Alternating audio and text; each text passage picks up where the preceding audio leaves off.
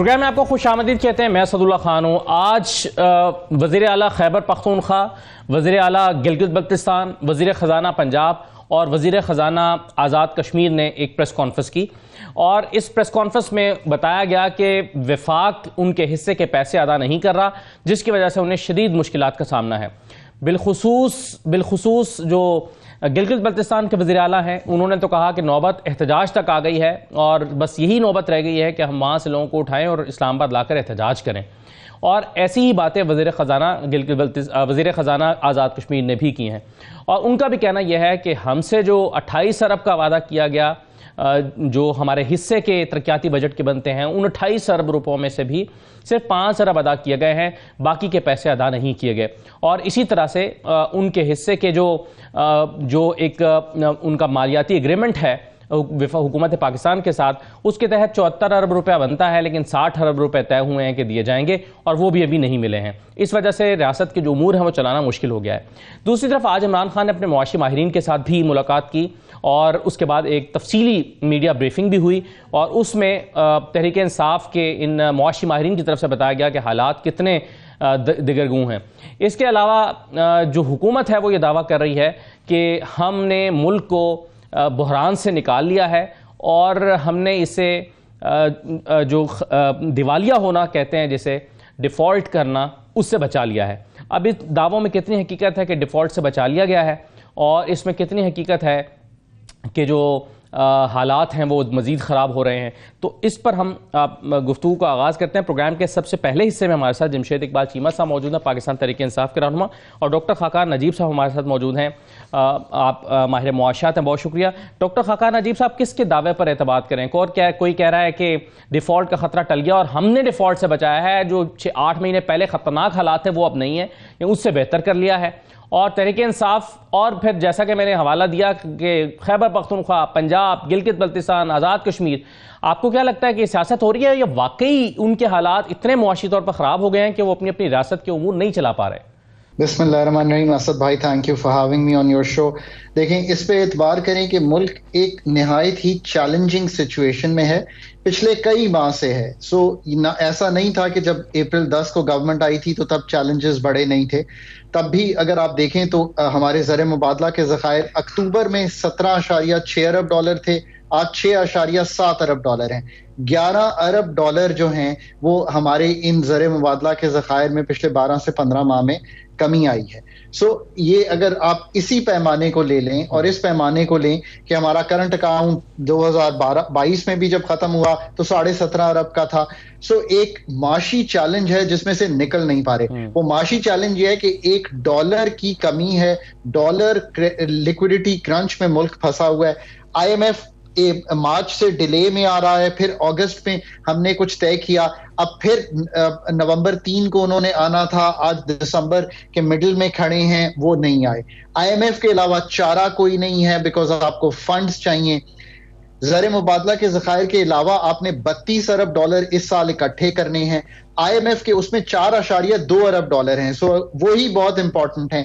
پھر اس کے علاوہ آپ کی فرینڈلی کنٹریز ہیں، بائی لیٹرل پارٹنرز ہیں، ADB، ورلڈ بینک، انہوں نے پیسے دینے ہیں. یہ سب IMF کو دیکھ رہے ہیں. اب ایک امید یہ بند رہی ہے کہ سعودی عربیہ شاید 3 ارب ڈالر دے دے گا. Of course this is all patch work. اصل تو ملک کے مسائل وہیں کھڑے ہیں. ایکسپورٹس جو ہیں وہ اسٹیگننٹ ہو گئی ہیں. ہمارا جو روپی پہ پریشر ہے وہ بھی اس لیے ہے کہ ہمارا یہ ڈالر کا جو انفلو ہے وہ کم ہے. پچھلے سال 80 ارب ڈالر کی امپورٹ ہوئی تھی، اور ایکسپورٹ اور ریمیٹنس کو ملا کے بمشکل ہم 60-62 ارب ڈالر پہ تھے. یہ ہے آپ کے ملک کی پوزیشن. جس نے بھی آنا ہے یہ پیچ ورک سے نکلنا ہے. آپ بنیادی نقطہ کیا کسے سمجھتے ہیں؟ یہ جو ڈیٹیریشن ہوئی ہے، یہ اس کی بنیادی وجہ کیا ہے پچھلے 8-10 مہینے میں؟ دیکھیں، اس کی کلیدی وجہ تو یہ ہے کہ ہم نے فنڈامنٹل ریفارمز جو اکانومی کے ہیں ان کو پچھلے کئی سالوں میں، کئی دہائیوں میں نہیں کیا. مطلب وہ کیا ہیں؟ آپ ایگریکلچر میں دیکھیں تو ہماری جو 5 اجناس ہیں ان کی پروڈکٹیوٹی جو ہے وہ انتہائی کم ہے دنیا سے کمپیئر کریں. کاٹن کی پروڈکٹیوٹی ہے 1.7 ٹنز پر ہیکٹر، جو اچھے ممالک ہیں وہ 9 ٹنز پر ہیکٹر بناتے ہیں. ہماری جو لارج اسکیل مینوفیکچرنگ ہے اس کی $19 ارب کی ایکسپورٹ جو ہے ہم نے کی ہے وہ ٹیکسٹائلز میں ہے. ہماری ٹوٹل ایکسپورٹ $30 ارب کی ہے. ہم کوئی ویلیو ایڈڈ ایکسپورٹ نہیں کر سکتے, ہماری کمپیٹیٹیونیس نہیں. سو جو کلیدی مسائل ہیں وہ ہم نے حل کرنے کی کوشش نہیں کی. $65 ارب کا آج سے 5 6 7 سال پہلے ہمارے پاس قرضہ تھا بیرونی, آج وہ $123 ارب ہے. This is how we have run the economy. جب تک کوئی بھی جماعت بیٹھ کے کلیدی فیصلے نہیں کرے گی آپ اس مسئلے سے نکل نہیں پائیں گے. اتنی سرٹنٹی ہے ملک میں. آپ بالکل صحیح ہے. یہ آپ نے کہا کہ کوئی جماعت بیٹھ کے کلیدی فیصلے نہیں کرے گی, لیکن جماعت کے پاس یہ طاقت اور عوامی طاقت موجود ہونی چاہیے. اس وقت ظاہر ہے آئندہ دنوں میں الیکشن آنے والے ہیں, سب کی نظریں اس پر ہیں. حکومت بھی جو بھی فیصلے کرے گی اس کو ذہن میں رکھتے ہوئے کرے گی کہ الیکشن میں انہیں جانا ہے. بعض مشکل فیصلے بھی ریکوائرڈ ہوں گے. جمشید چیمہ صاحب, آپ فوڈ سیکیورٹی پر کی آپ کی ذمہ داری بھی رہی ہے, آپ کی ایکسپرٹیز بھی ہیں, آپ نے کام بھی کیا ہے. یہ بتائیے کہ اس وقت ان حالات میں, اور یہ جو ابھی آپ نے ڈاکٹر صاحب کی بات سنی, ڈاکٹر صاحب بتا رہے ہیں کہ یہ پچھلے 8 مہینے میں نہیں صرف ہوا ہے, یہ پچھلے 15 ماہ سے یہ چل رہا ہے, اور مارچ میں بھی ہم کو بہت بہتر پوزیشن میں نہیں تھے جب آپ کی حکومت تھی. لیکن اس وقت جو صورتحال ہے وہ کیا فوڈ سیکیورٹی کے خطرات, کیونکہ شاید ہمیں گندم اور جو غذائی اجناس ہیں ان کو منگوانے کے لیے بھی ڈالرز ہمارے پاس نہیں ہیں, ڈالر ختم ہو گئے ہیں. دیکھیں اس میں اسد صاحب یہ بات جو حقان صاحب کہہ رہے ہیں ان کی بات ٹھیک نہیں ہے. مارچ میں جب ہماری حکومت گئی ہے تو مارچ میں 27% لارج اسکیل مینوفیکچرنگ کی گروتھ تھی, آج ہے 0.4%. 27% جو گروتھ ہے یہ کبھی نہیں ہوئی تھی. یہ آپ کہہ لیں کمپاؤنڈنگ ہوتی ہے کہ مومنٹم بنتا ہے. تو مومنٹم ہم بنا کے لائے تھے کہ جو سال پورے کی 11% تھی 10.4%, لیکن مارچ میں 27% گروتھ تھی. اسی طرح بڑے سالوں سے رک گئی تھی $11-12 بلین پہ ٹیکسٹائل کی ایکسپورٹ, وہ پچھلے سال 19.5% پہ $19 بلین پہ چلی گئی. اسی طرح ریمیٹنس جو ہے وہ 22 بلین پہ تھی, وہ 31 پہ چلی گئی. پھر $25 ارب ہو کے ایک بار ایکسپورٹ یہ 26 تو پھر ریورس ہو رہی تھی, تو وہ 33 بلین پہ چلی گئی. پھر ریزرو بڑے اچھے تھے ہمارے پاس. اسی طرح زراعت 17 سال بعد 4.4% کے حساب سے گرو کیا. پھر ایک بات اور ابھی ڈاکٹر صاحب نے کی, ابھی حقان صاحب نے کی فصلوں کے بارے میں. فصلوں کے بارے میں 8 فصلوں کا ریکارڈ ہے. آپ صبح نکالیں گے, نیٹ سے نکل آئے گا, آپ کو FAO سے نکل آئے گا, فوڈ اینڈ ایگریکلچر کا جو ادارہ ہے ورلڈ کا, اس سے نکل آئے گا کہ 8 فصلوں میں جو ہماری ورلڈ ایوریج گروتھ ہے وہ چاول, رائس, چاول, کاٹن, میز, ویٹ, شوگر, آئل سیڈ, دالیں, ان چیزوں کی جو اور سبزیاں, ان چیزوں کی جو ایوریج ورلڈ گروتھ ہے اس سے ہماری گروتھ ہے 3 گنا سے لے کے 11 گنا تک. مختلف فصلوں میں 3 گنا سے لے کے 11 گنا تک ہماری گروتھ ہے آخری 2 سالوں کی. ٹھیک ہے, یہ ہماری پرفارمنس تھی. یہ جو کہہ رہے ہیں کہ ریفارمز نہیں کیے, ریفارمز $11 ارب سے اٹھ کے $19 ارب پہ 2 سال میں چلے جانا اس کا ایکسپورٹ کا, ٹیکسٹائل کا, یہ ریفارمز کے بغیر نہیں ہوتا. بیسک جو بات ہے کہ ہمیں اس ملک کو ڈالر چاہیے, اور ڈالر چاہیے, اور ڈالر کے بدلے میں آپ یہاں پہ ویلیو ایڈ کے کرتے ہیں. آپ کی کاٹن ہے, پھر آپ کی اپنی بجلی ہے جس کے آپ نے پیسے دینے ہی دینے ہیں, پھر آپ کی لیبر ہے جس میں سب سے ویلیو ایڈیشن. دیکھیں 40 ارب روپے کا جو آپ ایک آپ کی بیل ہے, کیا نام ہے, کاٹن کی, وہ جاتی ہے 250 ارب پہ. مطلب 6 گنا اس میں ویلیو ایڈیشن ہے. کاٹن میں ایوریج ویلیو ایڈیشن 6 گنا ہے, 7 گنا ویلیو ایڈیشن ہے. تو 6-7 گنا جو ویلیو ایڈیشن ہے وہ آپ کو چلنا چاہیے. تو 11 ارب سے لے کے $19 ارب پہ لے گئے ہم. سو کون سا شعبہ ہمیں بتائیں کہ جس میں کرونا مینجمنٹ سے لے کے انڈسٹری تک, IT تک, اس کا تو جواب ڈاکٹر صاحب دیں گے. آٹو انڈسٹری آپ کہہ رہے ہیں آپ ان سے اتفاق نہیں کرتے. نہیں ڈاکٹر صاحب نے جواب تو نہیں دینا, جواب تو ہے نہیں. انہوں نے وہ گول گول باتیں کرتے ہیں. سارے اکانومسٹ کا مسئلہ ہوتا ہے یہ گول گول باتیں کرتے ہیں کہ جیسے سمجھ انہوں نے کوئی کنکلوسیو بات نہ ہو سکے. ایک منٹ, میں جو بات کرنے لگا تھا اس کا وے فارورڈ کیا ہے. سو وے فارورڈ یہ ہے, وے فارورڈ اس کا یہ ہوتا ہے کہ دیکھیں یہ جو موجودہ گورنمنٹ آئی ہے جو کہتے تھے ہم ایکسپیرینس ہیں, انہوں نے کوئی ڈائریکشن ہی نہیں لی, کسی سرے کو نہیں پکڑا. سرا پکڑ کے چلیں تو پھر بات بنتی ہے. وہ ٹیکسٹائل کا پکڑیں, وہ زراعت کا پکڑیں, وہ آپ کا IT کا پکڑیں. یہ سارا آگے اپنے کیسز معاف کرانے, یہ آگے ہمیں فکس کرنے, یہ آگے اگلا الیکشن جیتنے, اور دوسرا کہ ایک ایسا چونچوں کا مربع کہ سارا دن ان کے اپنے مطالبات ہی پورے ہوتے رہتے ہیں. 90 لوگوں کی کبھی کیبنٹ ہوئی ہے جس میں 20 لوگ بغیر کسی محکمے کے ہوں. یہ کیاس پھیل گیا. آپ کے ڈائمینشن ان کے پاس. چلے میں وزیر اعظم کے کوآرڈینیٹر بلال کیانی صاحب میرے ساتھ موجود ہیں. ذرا مجھے ایک ان کا موقف لینے دو، آپ کی ساری بات سن لی انہوں نے. صاحب یہ بتائیے کہ گورنمنٹ کے پاس کوئی پلان ہے؟ اگر ہوتا تو شاید چیزیں اتنی تیزی کے ساتھ نیچے نہ آ رہی ہوتی ہیں، اور پھر آئندہ دنوں میں بھی کوئی پلان ہمارے پاس ہمیں نظر نہیں آ رہا. تو کیا ہوا ہے یہ آج وزیر اعلیٰ خیبر پختونخوا، گلگت بلتستان، پنجاب اور 4 صوبوں نے مل کے آزاد کشمیر، انہوں نے پریس کانفرنس کیا اور وہ کہہ رہے ہیں کہ جی ہم احتجاج کرنے اسلام آباد آ رہے ہیں اپنے عوام کو لے کر. جی بسم اللہ الرحمن الرحیم. اسد اللہ صاحب بہت شکریہ جی مجھے اپنے شو پہ لینے کے لیے. دیکھیے آپ نے بات کی کہ پلان کوئی ہے کہ نہیں. پلان سب سے پہلا تو پلان الحمدللہ کامیاب ہوا ہے. اس کا ہرگز مطلب یہ نہیں ہے کہ مشکلات کا خاتمہ ہو گیا ہے، مگر پہلا پلان جو تھا جو امپلیمنٹ ہو گیا ہے وہ ملک کو دیوالیہ پن سے بچایا گیا ہے. اور یہ میں سمجھ سکتا ہوں کہ جو ابھی معاشی مشکلات ہیں اس میں شاید یہ چیز کا احساس ہونا مشکل ہے، مگر حقیقت یہ ہے کہ یہی لوگ جو آج یہ جن کو یقین کریں شرم آنی چاہیے معیشت کی متعلق بات کرتے ہوئے بھی اور مسائل کے اوپر انگلیاں اٹھاتے ہوئے بھی، کیونکہ یہ وہی لوگ ہیں جنہوں نے 4 سال پہلے، اور یہ میں عمران خان کی اگر کسی کو شک ہے تو میں عمران خان صاحب کی اور ان کی اس کوٹری کی اسکیم کی بات کر رہا ہوں، جن نے 4 سال پہلے معیشت کو اپنے ہاتھوں سے بگاڑا. جو بچی کچی تھی اس کو اپنے ہاتھ سے یہ دیوالیہ پن کی طرف دھکیل کے گئے.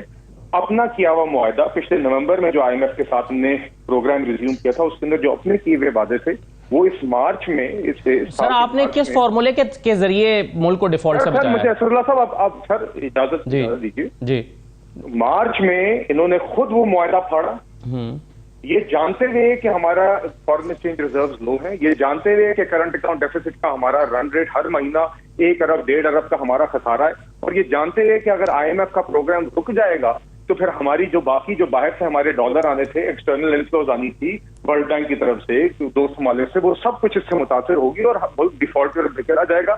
یہ جان بوجھ کے کر کے گئے کیونکہ ان کو پتا تھا کہ اس ٹائم پہ کہ ان کی حکومت جا رہی.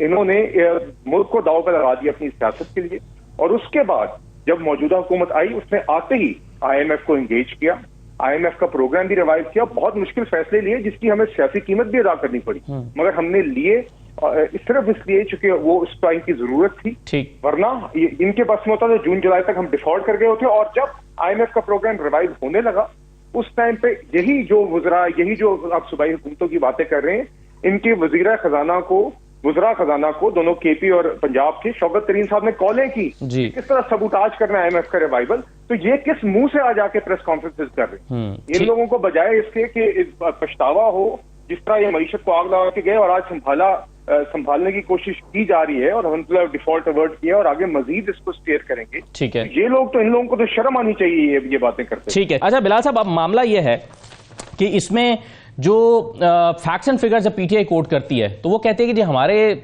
دور میں چیزیں ساری سٹیبل چل رہی تھیں اور یہ جو اس وقت ڈالر کا کرائسس ہے یہ کرائسس بھی نہیں تھا. اور پھر عمران خان صاحب نے کمپیئر کر کے بتایا کہ ہمارے زمانے میں 113 روپے کا بیرل پیٹرول ہو گیا تھا اور آج انٹرنیشنل مارکیٹ میں 73 74 کا ہے، اور آج آپ مہنگا پیٹرول دے رہے ہیں اور ہم اس وقت 150 کا دے رہے تھے.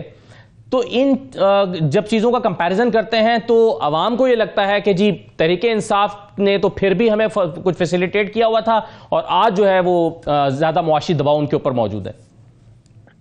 دیکھیے اسد اللہ صاحب، بات یہ ہے کہ یہ جب ان کو نظر آ گیا کہ ان کی حکومت چلی گئی ہے تو انہوں نے خود جان بوجھ کے IMF کا معاہدہ پھاڑا تاکہ یہ بعد میں یہ باتیں کر سکیں. دیکھیے یہ ایک، اگر میں آپ کو اس کی اس طرح مثال دوں گا کہ ایک گھر ہے، اس کو آپ تو پہلے کہیں کہ اس گھر کو دیکھیں، پھر اس کو اپنے ہاتھ سے آگ لگا دیں، اور پھر جب کوئی اور آگ لگا کے سائڈ پہ کھڑے ہو جائیں تماشا دیکھنے کے لیے کہ بندہ بجھانے کے لیے آئے، جب وہ بجھا لے تو کہیں دیکھو یار ایک کمرہ جلا ہوا ہے، جب ہم گئے تھے تب تو کمرہ نہیں جلا ہوا تھا. اور یہی یقین کریں یہ کام یہ اس معیشت کے ساتھ اور اس اکانومی کے ساتھ کر کے گئے. یہ کہتے ہیں ڈالر کی قلت نہیں تھی، اپنے ہاتھ سے ڈیفالٹ کی طرف دھکیل کے گئے. IMF کا جب پروگرام سٹال ہوا تو آپ ڈیفالٹ کی طرف چل پڑے تھے. ان کے اگر ہم اس ٹائم پہ IMF کا پروگرام نہ ریوائو کرتے، ہم وہ مشکل فیصلے نہ کرتے، ہم جو ہمارے بردرلی کنٹریز ہیں ان کے ساتھ جا کے ہم سفارتی تعلقات بحال نہ کرتے، ان سے بات نہ کرتے، یہ انفلوز نہ آتی، چائنا کا رول اوور نہ آتا، سعودی گورنمنٹ کے ساتھ نہ ہوتی، UAE اور قطر نے جو انویسٹمنٹ کمٹ کی ہیں وہ نہ ہوتی، IMF کا پروگرام نہ ریوائو ہوتا، AIIB Asian infrastructure investment bank سے جو ہمیں انفلوز آئی ہیں وہ نہ آتی، ایشین ڈیولپمنٹ بینک سے اگر انفلوز نہ آتی تو آج یہ ملک دیوالیے کی طرف ہوتا، اور یہ چیزیں نہ آتی اگر پی ٹی آئی جو کام کر کے گئی تھی اس کی مرمت نہ کی جاتی، اگر جو یہ سبوتاج کرنے کا جو انہوں نے پلان بنایا شوکت طرین صاحب نے کالے کی، جو پوری قوم نے سنی، محسن لغاری صاحب کو اور تیمور جھگڑا صاحب کو، وہ اگر ان کی وہ سبوتاج کی ایفرٹس کامیاب ہوتی تو آج ملک دیوالیہ ہوتا. اور دیوالیہ پن کا مطلب کیا ہے کہ آج سری لنکا والے یہاں پہ حالات ہوتے، 2 دن خواتین اور بزرگوں کو کوکنگ گیس خریدنے کے لیے قطاروں میں کھڑا ہونا پڑتا، آپ کو گاڑی اپنی قطار میں 5-5 6-6 دن لگانا پڑتا تاکہ 5 یا 10 لیٹر پیٹرول مل جائے. آپ دنیا کے سارے فائنینشیل نظام سے، بینکنگ کے نظام سے بالکل آپ ڈسکنیکٹ ہو جاتے. یہ لوگ چاہتے تھے، اور یقین کریں ہم ابھی بھی سنبھال رہے ہیں. بالکل کوئی ہرگز یہ دعویٰ نہیں کرے گا کہ آج عوام کے لیے حالات آسان ہیں. اور دوسری، اور ہم نے انشاءاللہ ابھی تک ڈیفالٹ اوارڈ کیا ہے، آگے مزید انشاءاللہ ابھی ایک IMF کے پروگرام کو بھی چلا رہے ہیں. دیکھیں ابھی ہماری بنیادی ترجیحات کیا ہیں. ایک پہلی ڈیفالٹ اوارڈ کرنا تھا، وہ الحمدللہ ہو گیا، اور ابھی بھی ہمیں ڈسپلن طریقے سے آگے چلنا ہوگا کیونکہ ہم نے اپنی فورن ایکسچینج کی پوزیشن بھی مستحکم کرنی ہے، ہم نے اپنے خسارے بھی کرنے ہیں، فسکل ڈیفیسٹ، مگر ساتھ ہی ساتھ ہم نے بیلنس کرنا ہے اس کو اس چیز کے ساتھ کہ کس طرح ہم عوام کو کہاں ریلیف دے سکتے ہیں، کس طرح ان پہ بوجھ کم کر سکتے ہیں. اور ساتھ ہی ساتھ جو ہمارا فلڈز کا چیلنج ہے اس کے بعد ہم نے پہلے سیلاب زدگان کے لیے ریلیف ایفرٹس کیے، ہم ان کے لیے ریہیبلیٹیشن ایفرٹس کرنی ہے. تو یہ سب چیزیں بیلنس کر کے یہ حکومت انشاءاللہ اپنا کام جاری رکھے گی.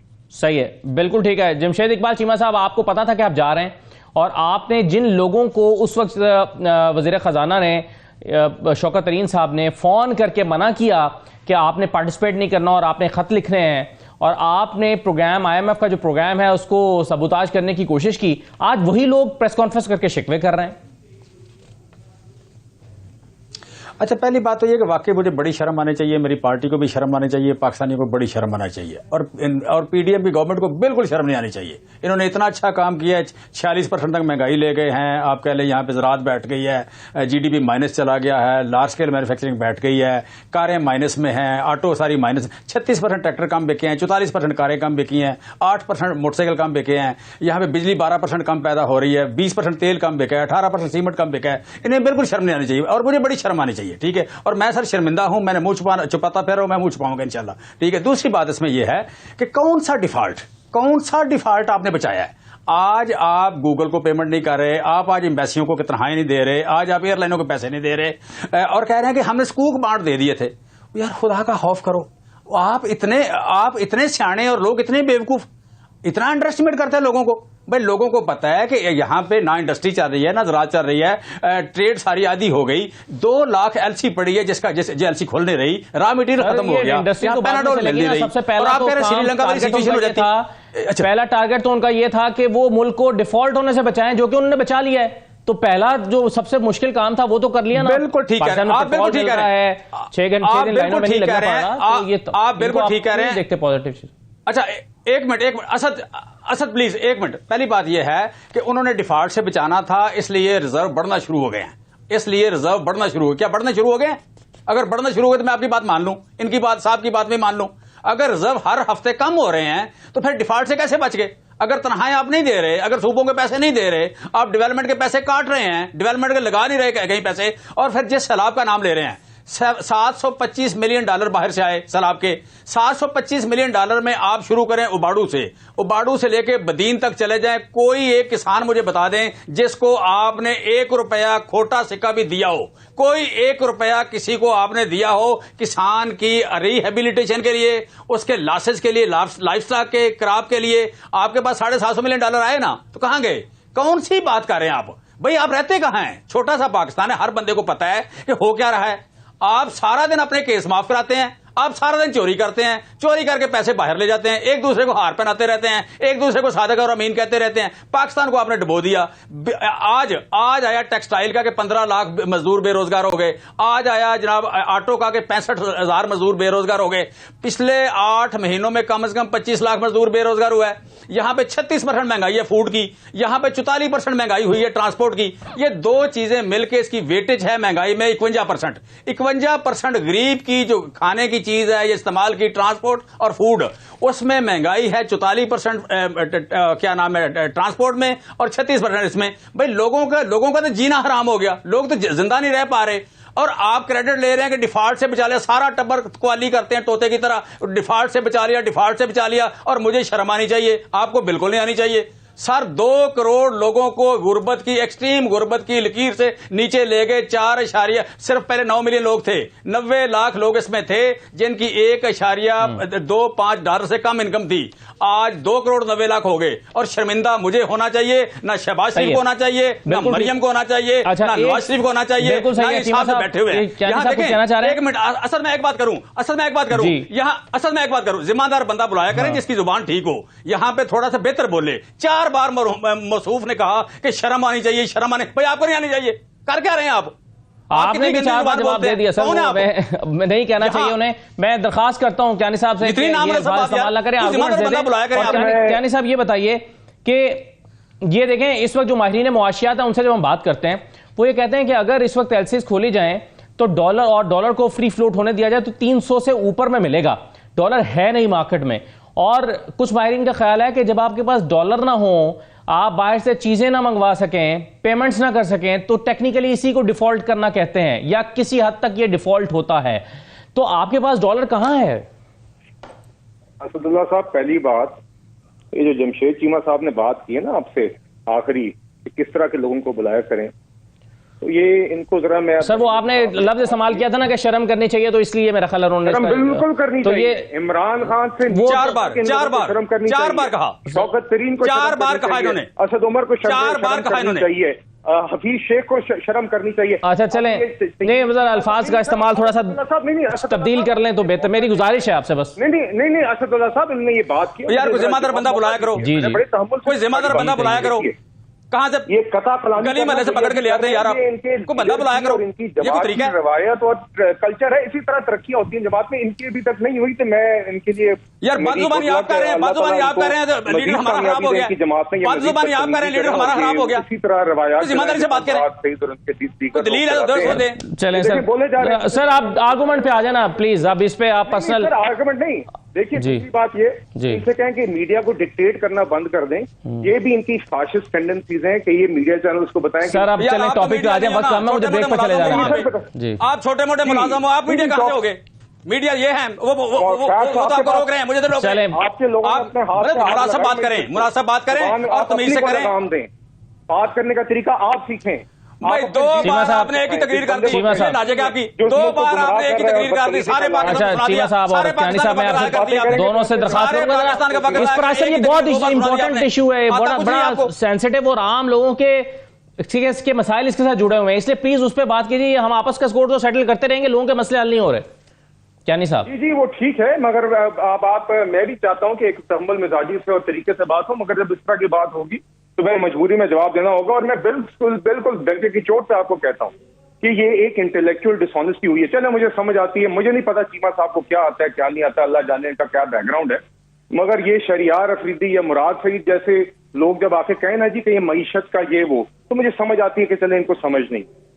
جب شوکت ترین جیسے لوگ اور یہ حفیظ شیخ جیسے لوگ اور یہ ان کے جو حماد اظہر صاحب جیسے لوگ جب یہ آ کے یہ باتیں کرتے ہیں نا, اور یہ مزمل اسلم ان کے ترجمان ہیں, ایسے لوگ آ کے باتیں کرتے ہیں, تو ان کو پتا ہے انہوں نے اپنے ہاتھ سے کیا آگ لگائی, اور پھر بھی آ کے یہ باتیں کرتے ہیں تو دکھ ضرور ہوتا ہے. کیونکہ یہ عمران خان کی بات کے چلتے ہوئے سائفر کا ڈرامہ کر کے, پھر یہ IMF کا ڈرامہ کر کے اپنی سیاست چمکانے کے لیے ان لوگوں نے ریاست کو داؤ پہ لگایا ہے, بار بار لگایا ہے, اور اسی لیے یہ انٹلیکچوئل ڈس آنیسٹی ہے. اور میں ضرور بار بار کہوں گا, اور میں سنجیدگی سے کہتا ہوں کہ ان لوگوں کو یہ شرم آنی چاہیے, یہ کام نہیں کرنا چاہیے. آپ نے کنسٹرکٹیو پالیٹکس کرنی, آپ کریں. دیکھیے دوسری بات جو آپ نے کی, ابھی بھی IMF کا ہمارا پروگرام جاری ہے. ایک جو نیکسٹ ریویو ہے, 9th ریویو ہے, اس کے لیے IMF کے ساتھ روزانہ کی بنیاد کے اوپر حکومت انگیجڈ ہے, اور وہ انشاءاللہ اپنا کام جاری رکھے گی. اور فلڈس کی وجہ سے جو ٹارگٹس گرمیوں میں یا سمر میں جب ریوائو ہوا تھا تو اگری ہوئے تھے, اس کے بعد فلڈس کی وجہ سے وہ سارا پلان ریوزٹ ہو رہا ہے. ٹھیک ہے, کیونکہ آپ کو لگتا ہے کہ IMF کا پروگرام آئے گا تو چیزیں بہتر ہو جائیں گی. بہت شکریہ کیانی صاحب آپ کا پروگرام میں شرکت کرنے کے لیے. جمشید چیمہ صاحب آپ کا بھی, ڈاکٹر خاقان نجیب صاحب بھی ہمارے ساتھ موجود تھے. ایک بریک لیتے ہیں, بریک کے بعد واپس آتے ہیں تو ڈاکٹر شاہد حسن صدیقی صاحب سے تفصیل سے پوری معیشت کو کھنگالنے کی کوشش کرتے ہیں, اور پھر ہم پروگرام میں آزاد کشمیر کے وزیر خزانہ کو لیں گے اور جانیں گے کہ آخر یہ نوبت کیوں آئی ہے کہ وہ پریس کانفرنس کر رہے ہیں اور احتجاج کی دھمکیاں دے رہے ہیں؟ بریک کے بعد واپس آتے ہیں.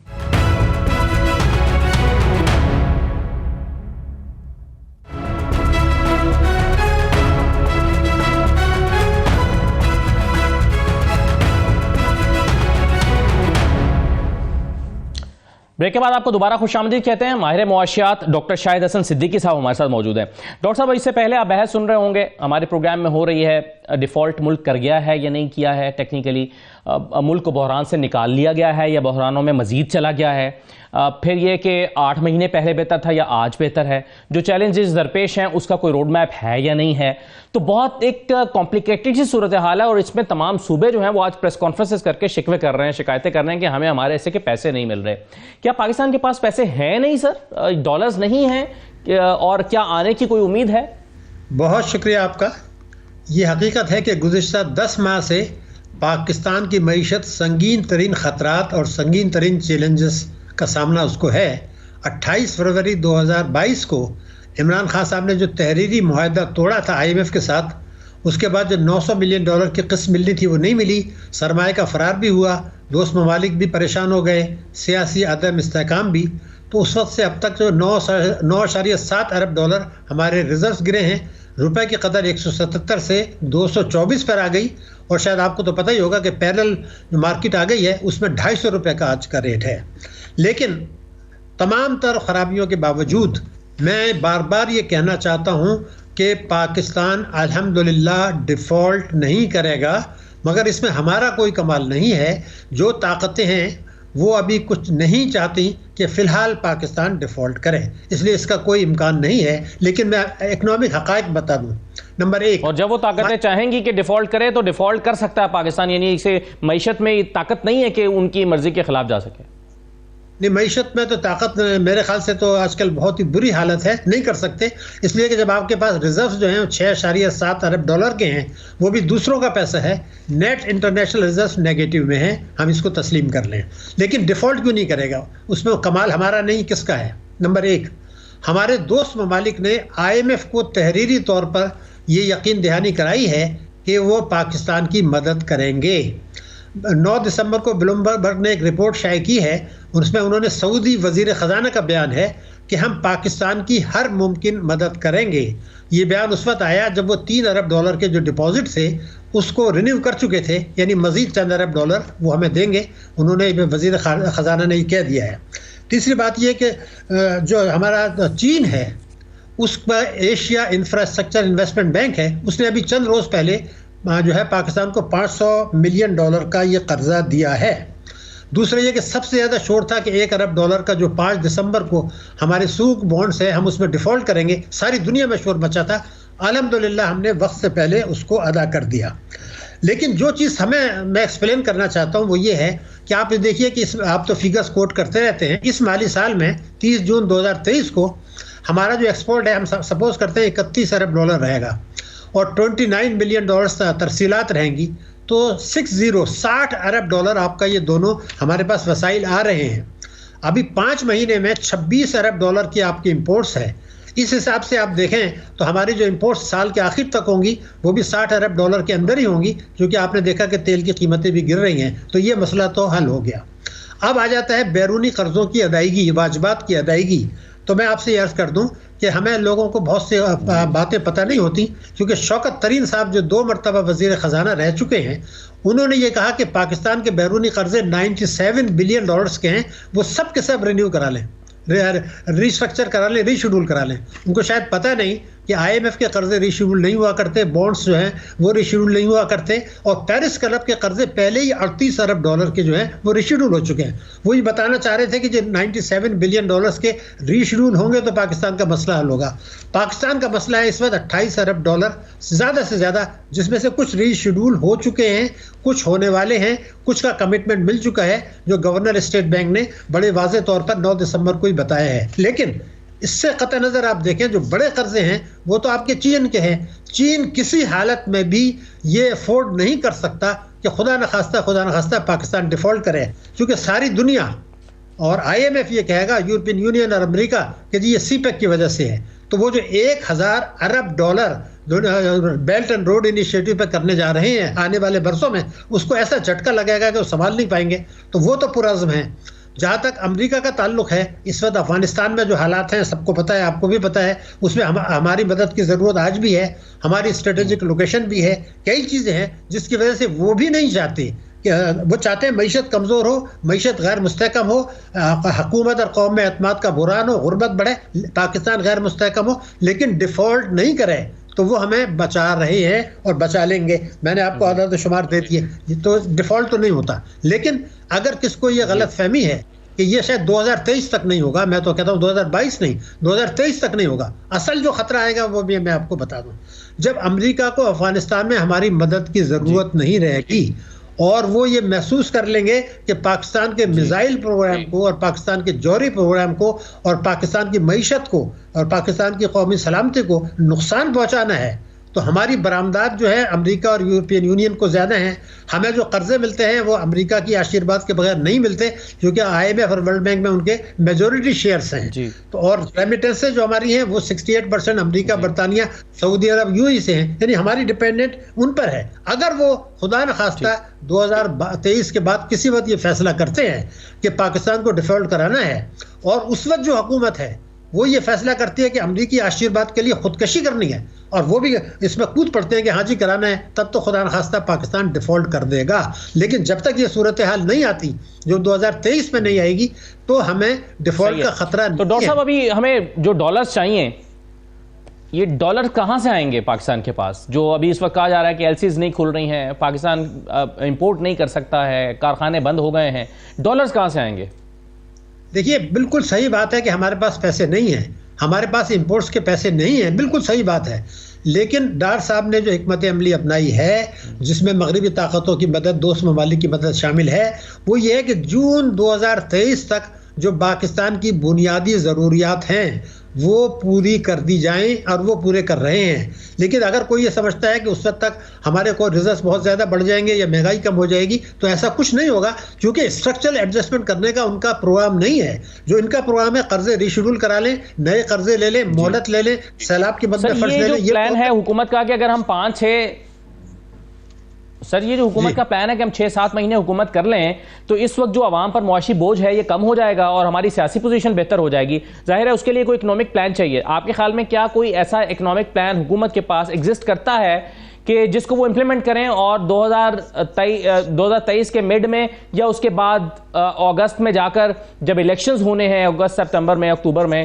تو تب تک چیزیں اتنی بہتر ہو گئی ہوں، عوام پر اس کے ثمرات آ گئے ہوں کہ اس کا حکومت کو الیکشن میں فائدہ ہو؟ کوئی ایسی اکنامک پالیسی ایگزسٹ کرتی ہے آپ کے خیال میں؟ دیکھیے بات دو چیزیں آپ نے کر دی ہیں، بڑے امپورٹنٹ ہیں۔ پہلی بات یہ تھی کہ جب یہ مالی سال ختم ہوگا جون میں، تو پاکستان میں اوسط جو مہنگائی ہوگی وہ 23% ہوگی۔ اس میں کسی پاکستانی کو کوئی شبہ نہیں ہونا چاہیے، آپ رپورٹیں پڑھ لیں تو وہ تو نہیں ہوگی۔ اب کیا سیاسی کھیل ہوتا ہے وہ ایک الگ چیز ہے، اس کے لیے اگر اسٹرکچرل اصلاحات کچھ ہیں جو کرنے کی ضرورت ہے، خاص طور سے ٹیکسوں کے شعبے میں اور توانائی کے شعبے میں، تو یہ ناممکن ہے کہ اس وقت یہ ایسی کوئی چیز کریں، نہ ان کے اتحادی پارٹنرز جو ہیں وہ اس کا ساتھ دیں گے، نہ ان کے اپنے لوگ ساتھ دیں گے، تو اصلاحات تو نہیں کریں گے۔ اب یہی ہو سکتا ہے کہ جو عمران خان صاحب کا بیانیہ تھا کہ دوسروں کو ڈسکریڈٹ کریں، ڈسکوالیفائی کرائیں، ان کی بربادی کے قصے بتائیں، ان کی تفصیل بتائیں، کرپشن کی باتیں کریں، اور یہ بتائیں کہ جی آج جو ہماری تباہی بربادی ہے اس میں پچھلی حکومت کا بہت بڑا ہاتھ ہے، تو وہ اس طرح سے ثابت ہوگا کہ ایک تو اسٹیٹ بینک اور IMF کی رپورٹ یہی ہے کہ 28 فروری کے ایکشن سے تباہ بربادی ہوئی، لیکن اصل بربادی کی لوگ بات نہیں کر رہے۔ یہ جو رضا باقر صاحب کا اپوائنٹمنٹ ہوا تھا وہ پاکستان میں کوئی ان کو نہیں جانتا تھا، کہیں اور سے احکام آیا تھا، انہوں نے جو 2019 میں مذاکراتی ٹیم بدلی تھی اس کے جو ایکشن تھے بالکل صحیح۔ آپ سمجھتے ہیں کہ کوئی ایسا پلان نہیں ہے؟ سر رننگ شاہ بہت شکریہ آپ کا پروگرام میں شرکت کرنے کے لیے۔ ڈاکٹر شاہد حسن صدیقی صاحب ہمارے ساتھ موجود ہے، ایک بریک لیتے ہیں، بریک کے بعد واپس آتے ہیں تو ہمیں جوائن کریں گے آزاد ریاست جموں کشمیر کے وزیر خزانہ جو آج پریس کانفرنس میں بھی موجود تھے، عبدالماجد خان صاحب۔ بریک کے بعد ان سے بات چیت کرتے ہیں کہ آخر وہ احتجاج پر کیوں اتر آئے ہیں۔ بریک کے بعد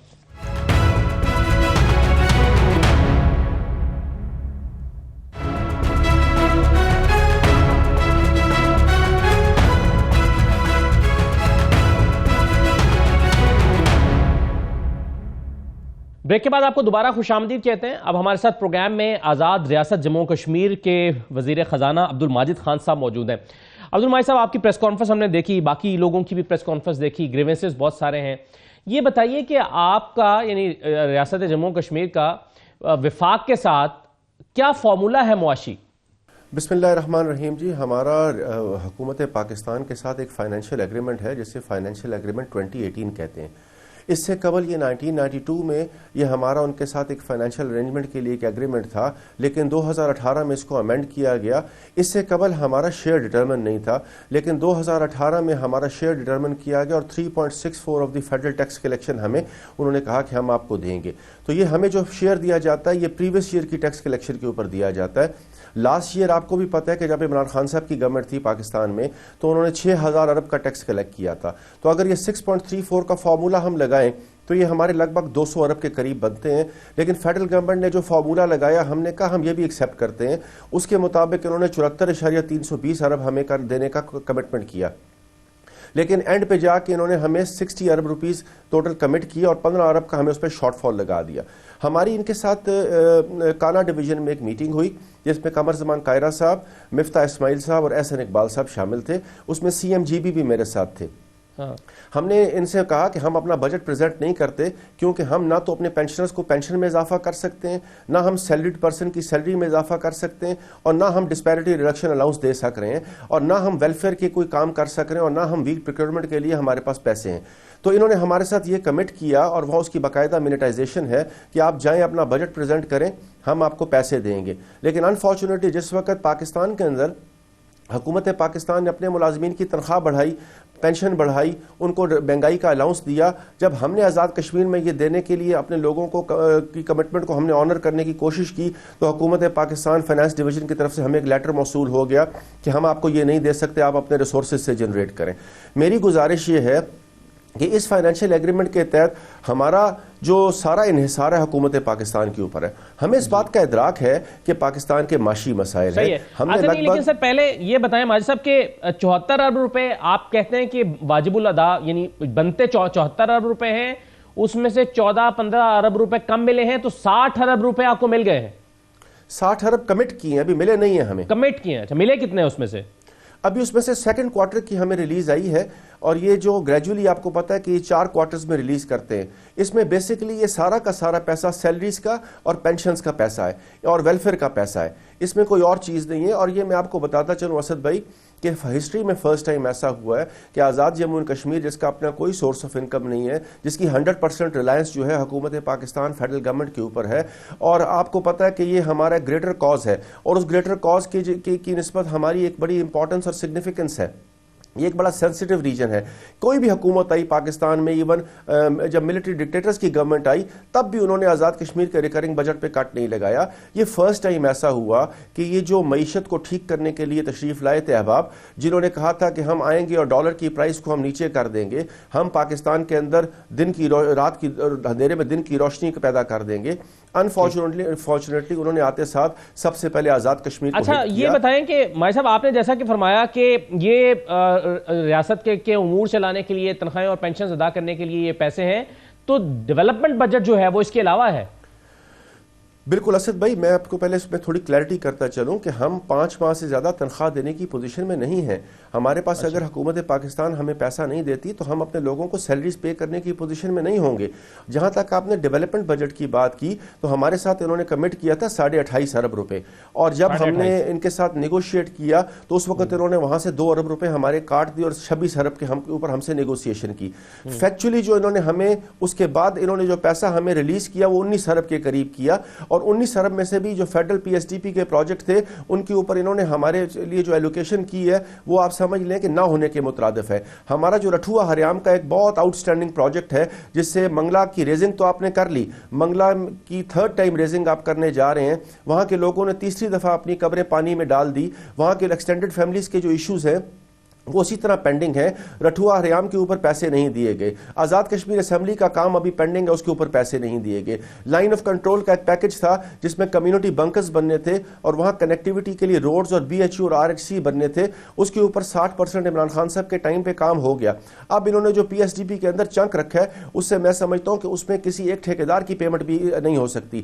جو انہوں نے ہمیں ڈیولپمنٹ کی مد میں ابھی 2 ارب 80 کروڑ روپے ریلیز کیا ہے, ہماری جو صرف C&W کی لائبلٹی ہے اس وقت وہ 4.5 اور 5 ارب سے اوپر کی ہے.